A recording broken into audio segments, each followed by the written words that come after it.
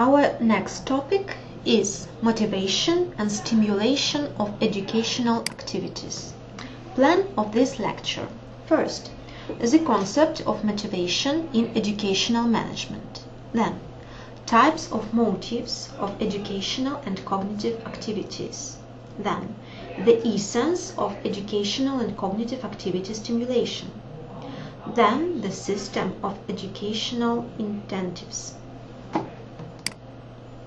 Motivation and stimulation are the most important functions of educational management.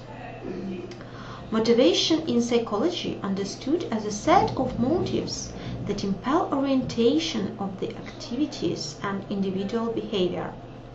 Motive consists of human motivation in activities to implement the goals faced by them. Motive can be involuntary and deliberated. Involuntary motives. It is rather a desire that cannot always be understood by a human and soon can be manifested in emotions. Deliberated motives. Motives defining the goal, direction and impact of human activity. Motivation in educational management is pedagogically caused system of impulses and intentions to active educational and cognitive activities in the classroom and during extracurricular time. Activity is an ability to act, to choose optimal solution for educational and cognitive tasks and teachers' requirements. Educational and cognitive activities is implemented on, first of all, the level of condition, secondary, the level of personality characteristics.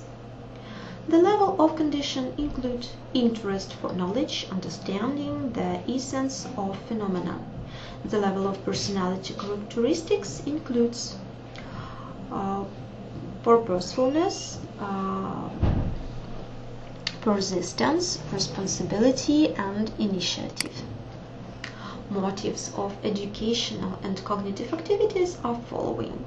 We can mention external and internal motives, and we can also mention positive and negative motives. Classification of motives of educational and cognitive activities is next. First of all, depending on the content of educational and cognitive activity, there are cognitive motives, professional motives, social motives, and material motives. Depending on the nature of individual's activity, there are motives in self-affirmation, achievement motives, and motives of self-realization and self-improvement. Psychopedagogical conditions or formation of educational and cognitive activity motives. First of all, creation of conducive educational and cognitive environment in classroom, what stimulates interest in scientific information learning, understanding its importance for students and teachers' development.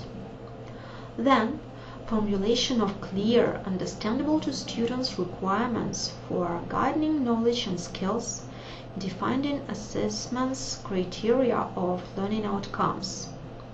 Then, demonstration of the relevance of fundamental knowledge, social culture, experience to prepare students for creative and transforming activity.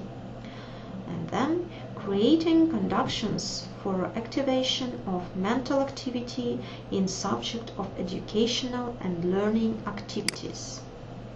Stimulation as a function of educational management. First of all, let's discuss stimulation concept. Stimulation is an external impulses to action. Stimulation in educational management is understood as a set of activation methods of teaching and educational interests of students, encouraging them to productive assimilation of educational material, the development of their readiness to solve professional problems. The main types of intensives are interest intensives, then confidence intensives, then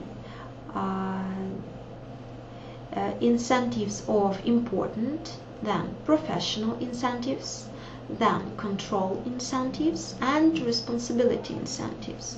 Also, we can mention that incentives can be positive and negative to any person, teacher or student or pupil.